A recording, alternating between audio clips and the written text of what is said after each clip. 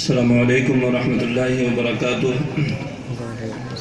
الحمدللہ وکفا وسلام علی عبادہ الذین اصطفى، اما بعد فاعوذ باللہ من الشیطان الرجیم، بسم اللہ الرحمن الرحیم۔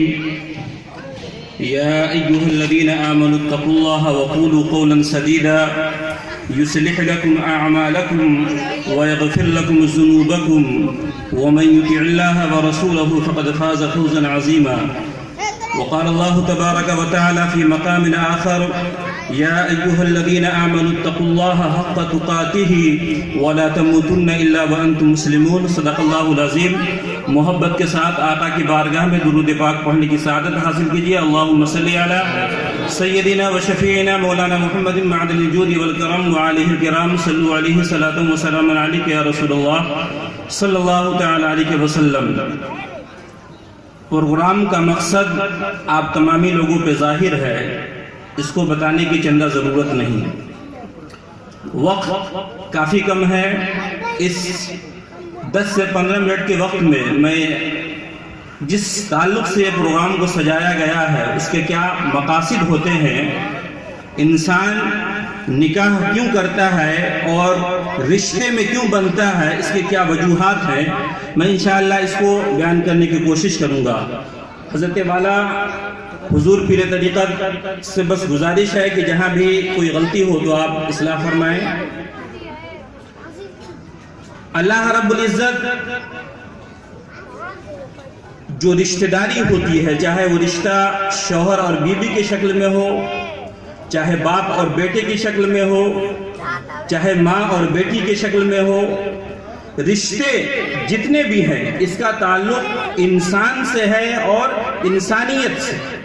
اللہ رب العزت تمام طرح کے ریلیشن سے، تمام طرح کے رشتہ داری سے پاک و صاف ہے، جیسا کہ قرآن فرماتا ہے: لم یلد ولم یولد ولم یکن لہ کفوا احد۔ نہ اس کا کوئی لڑکا ہے، نہ وہ کسی سے جنا گیا ہے، نہ اس سے کوئی ہوا ہے۔ لم یلد ولم یولد۔ تو اللہ رب العزت تمام طرح کے رشتہ داری سے پاک ہے۔ رشتے کی ضرورت اور رشتے کی جو اہمیت ہے، اس کا تعلق انسانیت سے ہے، انسان سے ہے، ہیومن بینگ سے ہے۔ اللہ رب العزت نے، اگر آپ دیکھیں تو جج جو قاضی ہوتا ہے وہ نکاح میں چند آیتوں کو پڑھتا ہے۔ اللہ نے ان آیات میں نکاح کے تعلق سے اگر آپ دیکھیں تو ڈائریکٹلی ان تینوں آیتوں میں اللہ نے کہیں ڈائریکٹلی ذکر ہی نہیں کیا ہے نکاح کا۔ دوسری بہت سی آیتیں ہیں قرآن میں، کہیں اللہ نے فرمایا وَأَنْكِحُوا مَا طَابَ لَكُمْ فَانْكِحُوا مَا طَابَ لَكُمْ، کہ تمہیں جو پسند آئے اس سے نکاح کر لو۔ اس کے علاوہ بے شمار آیتیں ہیں، لیکن جن آیتوں کو عام طور سے نکاح میں پڑھا جاتا ہے، اس میں سے 2 آیتیں میں نے آپ کے سامنے پڑھنے کی سعادت حاصل کی ہے۔ اس میں ڈائریکٹلی اللہ نے کہیں بھی نکاح کا تذکرہ نہیں کیا ہے، لیکن اس کے باوجود ہم اور آپ اس کو سنتے بھی ہیں اور پڑھتے بھی ہیں۔ اب یہ کہ ہم سمجھتے ہیں یا نہیں، اس کو سمجھنے کی چیز ہے، یا پھر کیا بات ہے، کیا وجہ ہے کہ قاضی یہ جو بھی علماء ہوتے ہیں انہی آیت کو سلیکٹ کر کے انہی آیتوں کو پڑھتے ہیں۔ کچھ تو بات ہے جس کی پردہ داری ہے، کچھ تو تعلق ہے، کچھ تو ریلیشن ہے ان آیت میں جن کا تعلق رشتہ داری سے ہے یا ریلیشن سے ہے۔ آپ ان آیت کریمہ کو غور سے دیکھیں اور دیکھیں کہ اللہ نے اس میں کیا میسج دیا ہے۔ پہلے آپ یہ جان لیں کہ علماء نے نکاح کے جو مقاصد بیان کیے ہیں وہ 4 مقاصد ہیں۔ نکاح کے 4 ایم ہیں۔ پہلا مقصد یہ ہے کہ انسان اخلاق سے پاک ہو جائے، جو برائی ہوتی ہے انسان شادی کرنے کے بعد ان بری چیزوں میں نہ جائے، اس کے مقصد کے لیے انسان شادی کرتا ہے اور نکاح کرتا ہے۔ اور دوسرا جو مقصد علماء نے بیان کیا ہے، وہ دوسرا مقصد ہے انسان کے تسکین اور راحت کا حصول، کہ انسان شادی کرنے کے بعد راحت اور سکون پاتا ہے۔ اور تیسرا مقصد جو علماء نے بیان کیا وہ یہ ہے کہ نسل آدم کی افزائش یا اس کی بڑھوتری، کہ انسان جب شادی کرے گا ظاہر سی بات ہے 2 آدمی کے ملاپ سے، مرد اور عورت کے ملاپ سے نسل بڑھتی ہے، نسل کا بڑھاوا ہوتا ہے۔ اس لیے اللہ رب العزت نے بھی اپنے قرآن کریم میں خود آقا کریم صلی اللہ علیہ وسلم نے بے شمار موقع پر نکاح کی فضیلت کو بیان کیا ہے، جیسا کہ آپ پڑھتے ہیں النکاح من سنتی فمن رغب عن سنتی، کہ نکاح میری سنت ہے، جو اس کو اپنا لے وہ مجھ سے ہے، جو اس کو نہ اپنائے وہ مجھ سے نہیں ہے۔ اس کے بعد نکاح کا جو چوتھا مقصد ہے وہ ہے شرکت اور مدد، کہ انسان جب شادی کر لیتا ہے، جب نکاح کے بندھن میں بندھ جاتا ہے تو وہ ایک دوسرے کے لیے معاون ہو جاتا ہے اور مددگار ہو جاتا ہے۔ ان چاروں چیزوں کو قرآن و حدیث کے ضمن میں ہم سمجھنے کی کوشش کرتے ہیں۔ اللہ رب العزت قرآن کریم میں فرماتا ہے یا ایھا الذین آمنوا اتقوا اللہ وقولوا قولا سدیدا، کہ اے ایمان والو اللہ سے ڈرو اور سچی بات کہو۔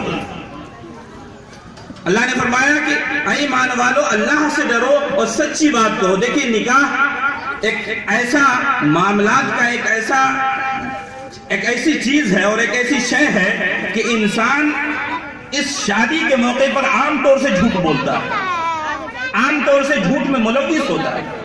اور آپ دیکھیے کہ آیات جو نکاح میں پڑھی جا رہی ہے اس میں اللہ فرما رہا ہے یا ایھا الذین آمنوا اتقوا اللہ، اللہ سے ڈرو اور سچی بات کہو۔ اب سچی بات کا مطلب تو یہ ہے یا تو اس آیت کریمہ کو نکال دیا جائے، پھر آپ جھوٹ بولیں تب تو صحیح ہے، لیکن آپ نکاح میں اور نکاح کے عظیم موقع پر، اور نکاح ایک ایسا عظیم اور عظیم رشتہ ہے جس کو اللہ رب العزت نے جنت میں طے کیا ہے۔ جتنے بھی رشتہ داری ہیں، چاہے باپ کا چاہے بیٹے کا تعلق ہو یا بھتیجے کا تعلق ہو یا دوسرے جتنے بھی رشتے ہیں، اللہ نے کسی بھی رشتہ داری کو آسمان پر اور جنت میں نہیں کیا ہے۔ صرف اور صرف حضرت آدم اور حضرت حوا کی جو رشتہ داری ہے، یعنی بیوی اور شوہر کی رشتہ داری، اللہ نے جنت میں یہ واحد رشتہ ایسا ہے جس کو جنت میں طے کیا ہے، اور جنت میں طے کر کے یہ بتا دیا ہے کہ یہ رشتہ بہت اہم رشتہ ہے۔ جب اس رشتے کو تم کرنے جا رہے ہو، نبھانے جا رہے ہو، تو یا ایھا الذین آمنوا اتقوا اللہ، اللہ سے ڈرو اور سچی بات کہو۔ اگر آپ جھوٹ بولتے ہیں، کوئی آدمی دہیج لے رہا ہے تو دہیج سے لینے کا بہانہ یہ ہوتا ہے نہیں ہم تو نہیں لے رہے ہیں۔ بھائی آپ ہم سے بچ سکتے ہو، آپ سے بچ سکتے ہو، لوگوں کی نگاہوں میں بچ سکتے ہو، سوسائٹی کے اندر بچ سکتے ہو جھوٹ بول کر، لیکن وہ اللہ جو علیم بذات الصدور ہے، کیا آپ اس سے بچ سکتے ہیں؟ ہرگز نہیں بچ سکتے۔ اس لیے اللہ فرما رہا ہے اللہ سے ڈرو اور سچی بات کہو۔ اگر سچی بات کہیں گے تو اس کا فائدہ کیا ہوگا، اس کا ثمرہ کیا ملے گا آپ کو، اس کا رزلٹ کیا ملے گا؟ تو اللہ نے بڑے واضح لفظوں میں فرمایا یصلح لکم اعمالکم، اگر ہمارے اعمال گڑبڑ ہوں گے تو اللہ اس کی اصلاح فرما دے گا، ویغفر لکم ذنوبکم، اور ہمارے گناہوں کو معاف فرما دے گا۔ اللہ نے فرمایا ہماری اصلاح بھی فرما دے گا اور ہمارے گناہوں کو بخش بھی دے گا۔ فقد فاز فوزا عظیما، اور اللہ آپ کو اجر عظیم بھی عطا فرمائے گا۔ اس کے بعد دوسری آیت کریمہ میں اللہ فرماتا ہے یا ایھا الذین آمنوا اتقوا اللہ حق تقاتہ۔ اب دیکھیے پہلی آیت میں بھی اللہ نے فرمایا یا ایھا الذین آمنوا اتقوا اللہ۔ اب تینوں آیتوں کریمہ میں آپ دیکھیں تو اللہ نے اتقوا کا لفظ 4 بار اللہ رب العزت لایا ہے آیت کریمہ میں۔ پہلی جو آیت کریمہ پڑھی جاتی ہے یا ایھا الناس اتقوا ربکم الذی خلقکم من نفس واحدۃ وخلق منها زوجها وبث منهما رجالا كثيرا ونساء واتقوا الله الذي تساءلون به والارحام ان الله كان عليكم رقيبا۔ پھر اس آیت کریمہ میں اللہ فرمایا یا ایھا الذین آمنوا اتقوا اللہ، اے لوگو اللہ سے ڈرو حق تقاتہ، جیسا کہ اس سے ڈرنے کا حکم ہے، جیسا کہ اس سے ڈرنا چاہیے۔ آج حال یہ ہے کہ ہم اسٹیج پہ بیٹھ کر باتیں تو ضرور بنا لیتے ہیں، باتیں کہہ تو ضرور لیتے ہیں، لیکن اللہ کا وہ خوف ہمارے اندر پیدا نہیں ہوتا جو خوف در حقیقت صحابہ کے اندر ہوا کرتا تھا۔ صحابہ جب آذان سنا کرتے تھے تو ان کے دلوں میں، ان کے بدن پر کپکپی طاری ہو جاتی ہے۔ آج کیا وجہ ہے کہ ہمارے بدن پر اللہ کا نام لینے کے بعد بھی کوئی فرق نہیں پڑتا۔ اللہ کے گھر سے پکارنے والا جب پکارتا ہے اللہ اکبر، کوئی فرق نہیں پڑتا۔ یہ کہیں نہ کہیں اس بات کی گواہی ہے کہ ہمارا ایمان کمزور ہے۔ ہمیں اپنے ایمان کی تجزیہ کرنے کی ضرورت ہے۔ اثر نو کہ کیا وجہ ہے کہ اللہ اکبر جب مؤذن کہتا ہے اور ہمارے اندر کوئی تبدیلی پیدا نہیں ہے۔ ہم حیا علی الصلاۃ سننے کے بعد بھی کوئی تبدیلی ہمارے اندر نہیں پیدا ہوتی.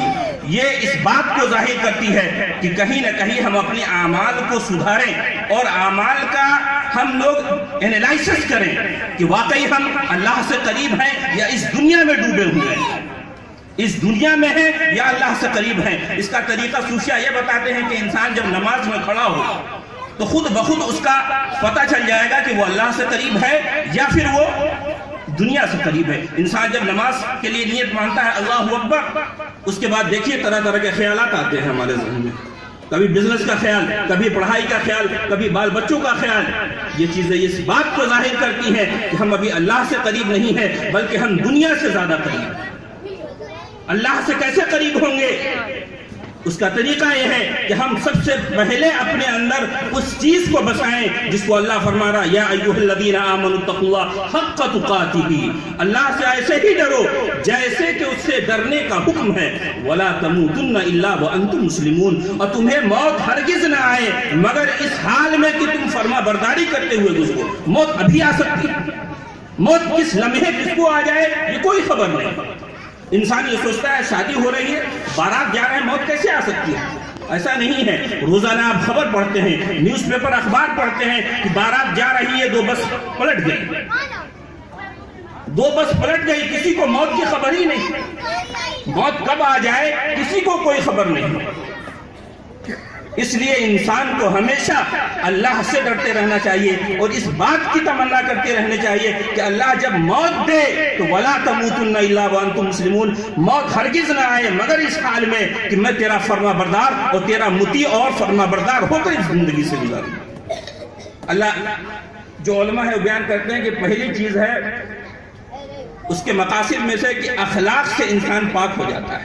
یعنی جو بری سوچ ہوتی ہے, برے خیالات جو انسان کے ذہن میں آتے ہیں, انسان شادی کرنے کے بعد اس سے پاک ہو جاتا ہے.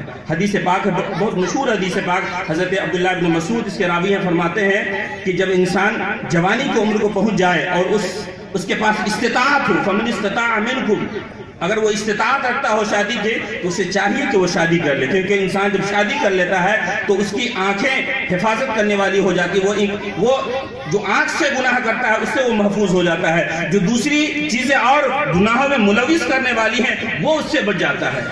اس کے بعد جو دوسری چیز میں نے بتائی کہ انسان جب شادی کرتا ہے تو اس کا ایک سب سے اہم مقصد جو ہے وہ راحت اور سکون کا حصول ہے, کہ انسان شادی کرنے کے بعد سکون پاتا ہے, راحت پاتا ہے, جس کو قرآن کریم میں بڑے واضح لفظوں میں اللہ نے فرمایا وَمِنْ آيَاتِهِ أَنْ خَلَقَ لَكُم مِّنْ أَنفُسِكُمْ أَزْوَاجًا لِتَسْكُنُوا إِلَيْهَا وَجَعَلَ بَيْنَكُم مَّوَدَّةً وَرَحْمَةً إِنَّ فِي ذَلِكَ لَآيَاتٍ لِقَوْمٍ يَتَفَكَّرُونَ, کہ اللہ کی نشانیوں میں سے ایک نشانی یہ ہے کہ اللہ نے تم ہی میں سے ایک جان کو پیدا کیا.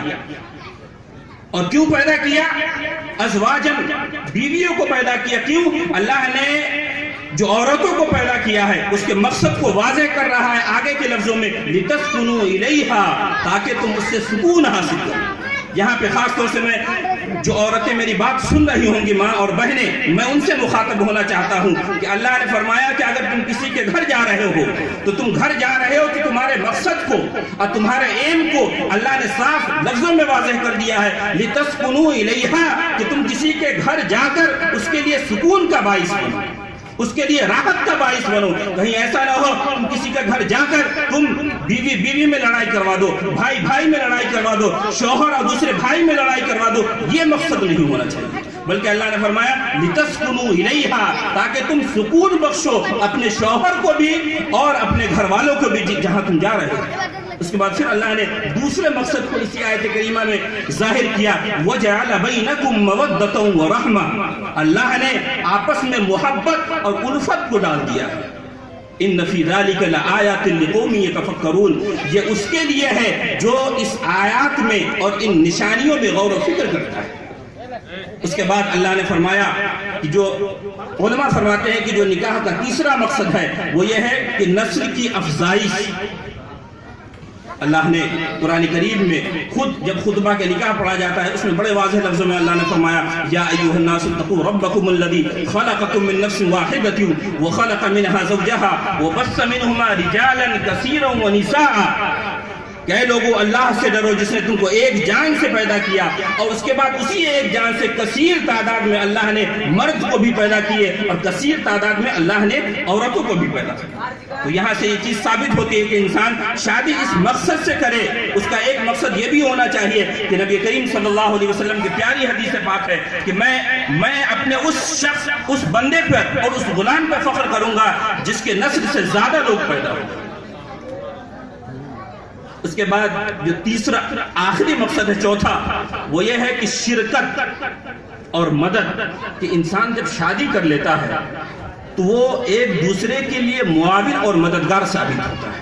ظاہر سی بات ہے جتنے بھی انسان ہیں ہم اور آپ اللہ نے پیدا کیا ہے اس کے مقصد کو بھی اللہ نے واضح کیا ہے قرآن کریم میں کہ اللہ نے عورت کو کیوں پیدا کیا ہے اور اللہ نے مرد کو کیوں پیدا کیا ہے. دونوں کے مقصد کو اللہ نے ایک آیت میں بیان کیا ہے وَمَا خَلَقْتُ الْجِنَّ وَالْإِنسَ إِلَّا لِيَعْبُدُونَ کہ میں نے جناتوں کو اور انسانوں کو اپنی عبادت کے لیے پیدا کیا ہے. جب اللہ نے انسانوں کو اور جناتوں کو اپنی عبادت کے لیے پیدا کیا ہے تو جب انسان مرد اور عورت کی شکل میں ایک ہو جاتے ہیں تو اب یہاں پہ شرکت کا مقصد ہو جاتا ہے. شرکت مقصد کیا ہے؟ شرکت مقصد کو بھی اللہ نے قرآن کریم میں بڑے واضح لفظوں میں ذکر کیا ہے کہ انسان جب دو ملتا ہے تو دو ملنے سے انسان اسٹرانگ ہوتا ہے. کوآپریشن جب ہوتا ہے ظاہر سی بات انسان جب تک انڈیویجول ہے جب تک تنہا ہے تو اس کی اتنی طاقت نہیں ہے جتنی کہ جب انسان دو ہو جائے. جب انسان دو ہو جاتا ہے تو وہ ایک دوسرے کے لیے معاون اور مددگار ثابت ہوتا ہے. جب معاون اور مددگار ہوگا تو اللہ نے اس کے لیے حکم کیا دیا. اللہ فرماتا ہے سورہ توبہ کے اندر کہ والمؤمنون والمؤمنات بعضهم اولیاء بعض یامرون بالمعروف وینہون عن المنکر کہ مومن مرد اور عورت یہ ایک دوسرے کے لیے اولیاء ہیں ایک دوسرے کے لیے مددگار ہیں. کس بات میں مددگار ہیں؟ یامرون بالمعروف بھلائی کا حکم دینے میں ایک دوسرے کے مددگار ہیں. وَيَنْهَوْنَ عَنِ الْمَعْرُوفِ وَيَنْهَوْنَ عَنِ الْمُنْكَرِ اور برائی سے روکنے میں ایک دوسرے کے مددگار ہیں. یعنی جب آپ ایک تھے تو تنہا صبح اٹھا کرتے تھے نماز پڑھنے کے لیے لیکن اب جب دو ہو گئے ہیں تو فجر کی جب آذان ہو یا کسی وقت آپ سوئے ہو تو میاں اور بیوی میں سے کوئی پہلے اٹھ جائے تو اس کی ذمہ داری ہے کہ اپنے شوہر کو جگائے. اگر شوہر پہلے اٹھ جائے تو اپنے بیوی کو جگائے. یہ اللہ اس چیز کو اللہ چاہتا ہے. یأمرون بالمعروف وینہون عن المنکر کہ بھلائی میں ایک دوسرے کا ساتھ دے. اگر شوہر پہلے اٹھ جائے تو شوہر پہ ضروری ہے کہ بیوی کے لیے پانی رکھے بیوی کو جگائے اور کہے کہ نماز کا وقت ہو گیا ہے نماز پڑھ لو. آج معاشرے کو دیکھیے سوسائٹی کو دیکھیے تو لوگ اس قدر دین سے دور ہیں کہ خود تو نماز پڑھ لیتے ہیں لیکن اپنے گھر والے کو نماز کی تلقین نہیں کرتے اور گھر والے کو تلقین کریں تو کیسے کریں؟ خود اگر اس پہ عمل پیرا ہو جب تو کریں گے. اگر آپ خود صاحب عمل نہیں ہیں خود صاحب تقوی نہیں ہیں تو آپ کیسے آپ گھر والوں کو کہیں گے آپ بھی نمازی بن جائیے؟ چونکہ اللہ فرماتا ہے اتأمرون الناس بالبر وتنسون انفسکم کیا تم لوگوں کو بھلائی کا حکم دیتے ہو خود اپنے آپ کو بھلا بیٹھے؟ پہلے ضرورت اس بات کی ہے. اللہ فرماتا ہے دوسری جگہ قرآن کریم میں قوا انفسکم واہلیکم نارا کہ پہلے اپنے آپ کو آگ سے بچاؤ اس کے بعد گھر والوں کو کوشش کرو. پہلے اپنے آپ کو بچاؤ اپنے آپ کو دیکھو کہ میں کتنا اللہ سے قریب ہوں یا میں کتنا دنیا سے قریب ہوں. اگر آپ اللہ سے قریب نہیں ہیں تو اس بات کی کوشش کیجئے اس بات کے لیے تگودو کیجئے کہ اللہ مجھ سے پہلے راضی ہو جائے. اگر اللہ آپ سے پہلے راضی ہو جائے گا تو انشاءاللہ آپ کے گھر والے سے بھی راضی ہو جائے گا. آپ کے گھر والے آپ کو خود بخود قبول کر لیں گے. یہ انسان پیکر ہدایت ہے یہ انسان متقی ہے یہ انسان صالح ہے لیکن پہلے آپ کو وہ چیز کرنی پڑے گی. لِمَ تَقُولُونَ مَا لَا تَفْعَلُونَ وہ بات مت کہو جو خود نہیں کرتے ہو. پہلے انسان اپنے آپ کو صاحب عمل بنائے. انسان پہلے خود اپنے آپ کو مزین کرے ورنہ کلمہ تو سب لوگوں نے پڑھا ہے لیکن اس کلمے پہ عمل نہیں ہے. بقول علامہ اقبال کہہ دیا زبان سے لا الہ الا اللہ تو کیا حاصل کہہ دیا زبان سے لا الہ الا اللہ تو کیا حاصل. دل و نگاہ مسلمان نہیں تو کچھ بھی نہیں. دل و نگاہ مسلمان نہیں تو کچھ بھی نہیں. پہلے دل اور نگاہ کو مسلمان کیجیے. پہلے زبان سے کہیے لا الہ الا اللہ اس کے بعد اس لا الہ الا اللہ کو اپنے دل میں بٹھائیے تب اسلام غالب ہوگا. وَأَنْتُمُ الْأَعْلَوْنَ إِن كُنتُم مُؤْمِنِينَ, تم ہی غالب ہوگے اگر تم سچے مسلمان ہو. سچے مسلمان تو ہم اپنے آپ کو ثابت کر لیں اللہ اس کے رسول کے نزدیک کہ ہم سچے ہیں. سچے آپ جس روز ہو جائیں گے, وَأَنْتُمُ الْأَعْلَوْنَ إِن كُنتُم مُؤْمِنِينَ, آپ کے لیے سب کچھ ہو جائے گا. حکومت بھی آپ کی ہوگی, حکمرانی بھی آپ کی ہوگی, یہ زمین بھی آپ کی ہوگی, سب کچھ آپ کا ہوگا.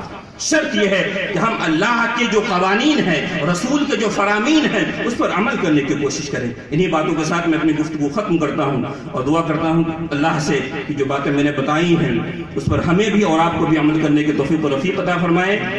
اور اس مختصر سی گفتگو میں اگر کہنے میں کسی قسم کی کوئی آمدن یا سہوا غلطی ہو گئی ہو تو میں اعلانیہ توبہ کرتا ہوں. استغفر اللہ ربی من کل ذنب واتوب الیہ. السلام علیکم.